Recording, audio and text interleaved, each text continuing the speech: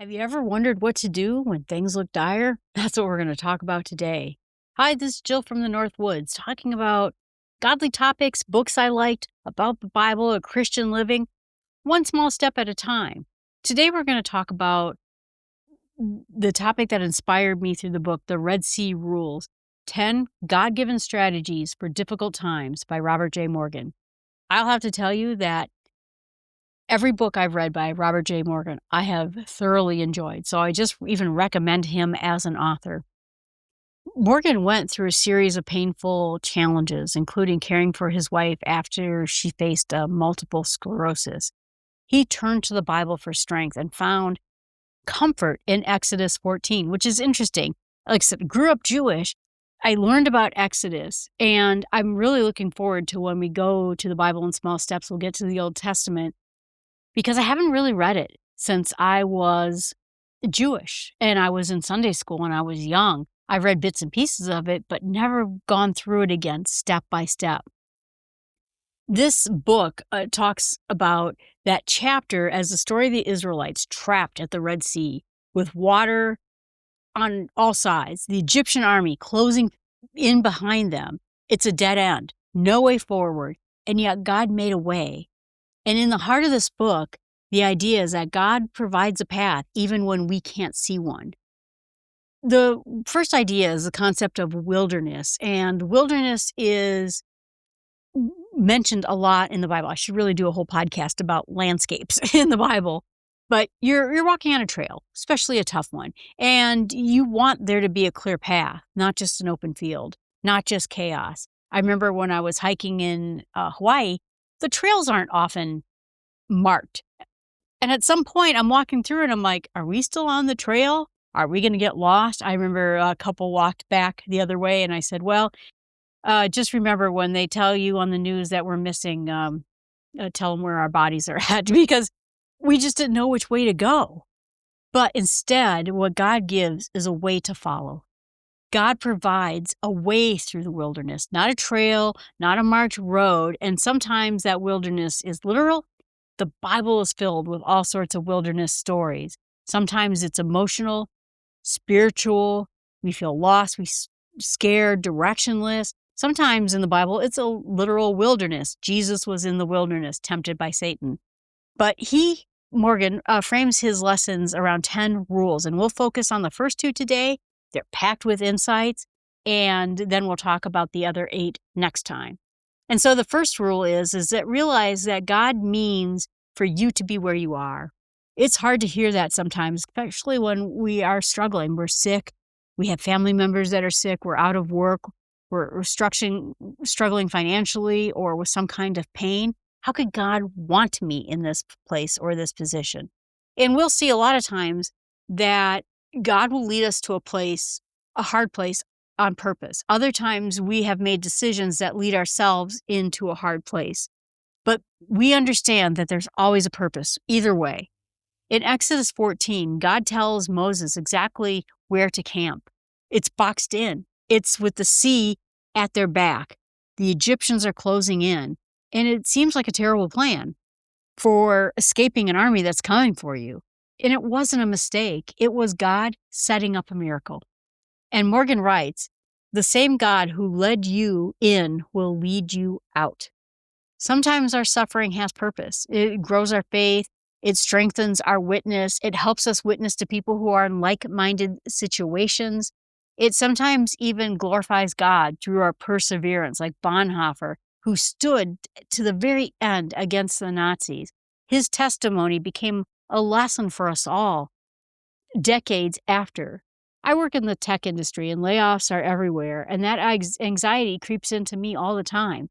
I know people who did everything right in raising their kids and faith and value, and then social media derails their teens. It's devastating. We all worry about something.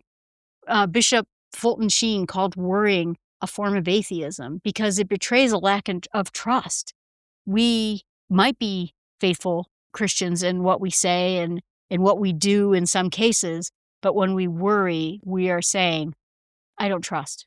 And I'm not as much of a worrier as some people. I have my worries for sure, but the problem is I'm a fixer.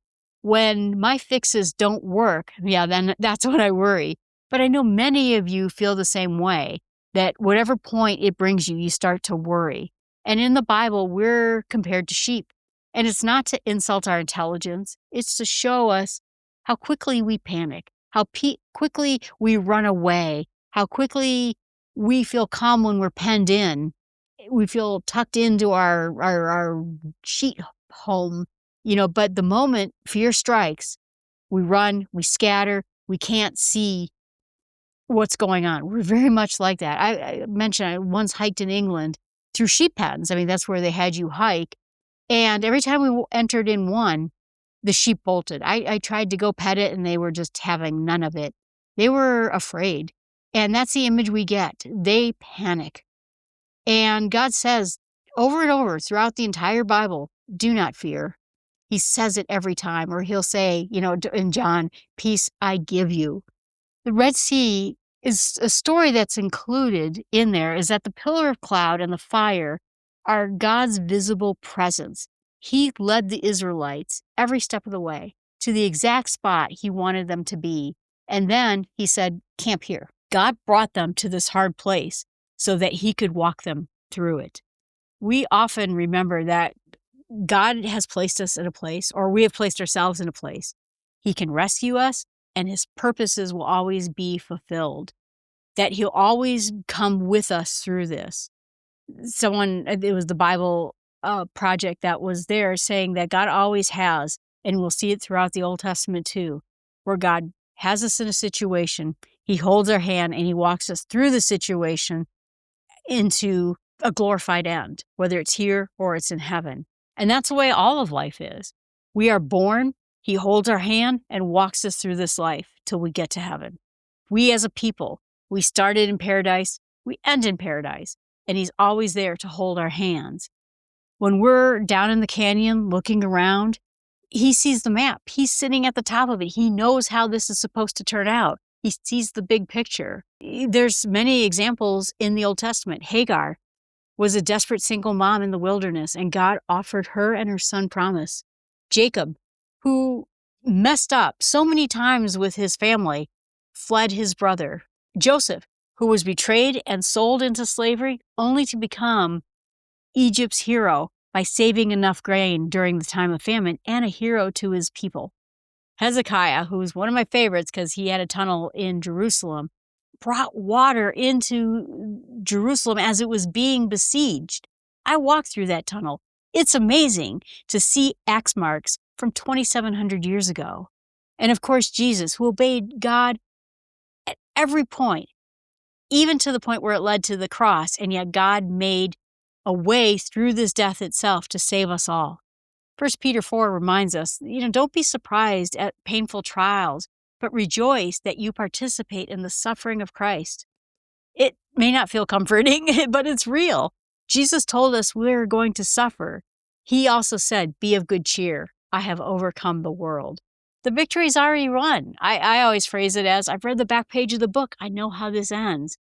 Even when we are in our own hardships, whether they're someone else's doing, our own fault, God walks us through it. We overspend, God helps us, maybe helps us learn and recover. Or we don't recover, but we'll learn a valuable lesson that will be great in the next life. We treat our bodies poorly, and God gives us the grace and the ability and wisdom to change if we go through the changes. Sometimes we can't and we won't, and sometimes we will get that perfect body in heaven. We make all sorts of bad choices, and he still walks with us every time. As Joseph told his brother, you intended to harm me, but God intended it for good. That, I think, is in the end of the story. So keep in mind, that is how it happens. Rule number 2 is that we should be concerned for God's glory more than we are for our own relief. This is challenging, and it challenges to our instincts. Morgan reminds us that when Pharaoh saw the Israelites stuck, he laughed. He's like, they're bewildered by the land. They look like fools. And God knew the exact moment to stage something spectacular, to show both the Egyptians and Israel that he alone is God. And he says, I will gain honor over Pharaoh, that the Egyptians may know that I'm the Lord. He wasn't doing this to punish the Egyptians. He was doing this as a witness to the Egyptians. God's glory is not about ego. It's about revealing himself so others can find him. And think of all the people who come to Jesus because of his healings and his teachings. His glory drew people in. But sometimes he didn't heal. Jesus healed a lot of people, but sometimes he didn't. In Nazareth, he healed very few. And for Paul, he never had that thorn in his side removed. He asked God to remove it, and God said no. We don't know, but it feels a little bit like Morgan is echoing something that I read in C.S. Lewis's book, Prince Caspian. Aslan is running next to Prince Caspian, and he's on a horse. And he's telling about the story of, something or other. I can't remember the whole story, but at some point, Prince Caspian says, "Hey, why did you do this for them and you haven't done it for me? Why haven't you brought me through this?" And he reminds Prince Caspian, that story is about them. This story is about you. We see other people. And, I think about that too. Like, why did I have to have a father who was an alcoholic and distant and fell into this horrible thing? And why other people have good families, other people have good support, people have money in their families, a nice house. That's not my story. That is not my story. That story is somebody else's story. We're each on our own spiritual path. And sometimes what glorifies God isn't the miracle we want, but the endurance that we develop. I wouldn't be who I am today. I wouldn't be probably doing the things I'm doing today had it not been for all the hardships I had growing up. I remember once I broke my chain on my bike as a kid, and my dad let me fix it. And why? Not just to teach me about bike maintenance, but to show me, I guess, about responsibility, problem solving, and the consequences of not treating the things that you have properly. My dad was that guy who sort of had the long view of teaching a good lesson. Sometimes I wonder if that aspect of my dad is exactly what God sees in humanity. This long view of all humanity, every timeline, every heart, every generation, cosmic thinking, right? And we don't receive sometimes because we don't ask. Jesus said that. So then ask and trust, but also understand there may be a lesson in there. There may be a long view in there you just don't get.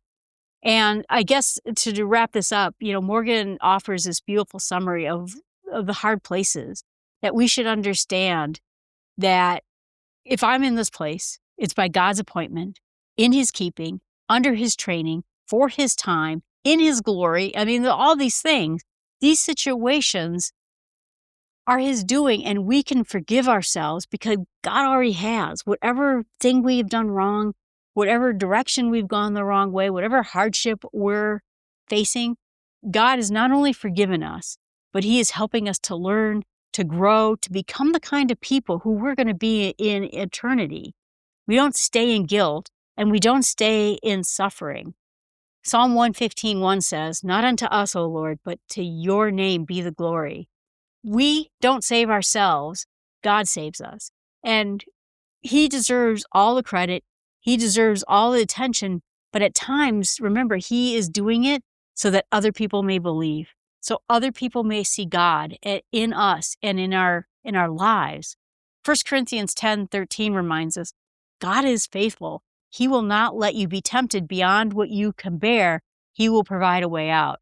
That doesn't mean we take the way out. That doesn't mean we feel comforted, but we should. We should always look for that way out of temptation too. Whatever the situation is, look for God's hand leading us out of whatever it is. So my challenge to you is think about what challenges you face right now. Can you use rule 1 and 2 to help reframe it in what God is doing with you right now, into the person he's making you?